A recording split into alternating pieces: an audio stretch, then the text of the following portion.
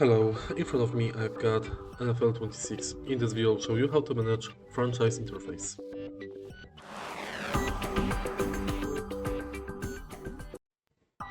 Firstly, take a look at the home. Right here on the left side you can find training camp, coach central, coach interview, trainer talk, weekly strategy, coach central, manage team, GM's office, play preseason game or advance week. In training camp, you can play minigames to improve your roster prior to the season. Next, you can fire and hire staff, give your introductory press conference, go over to new ways to manage your team health, select the game plan, and more. In news, you can check current week news.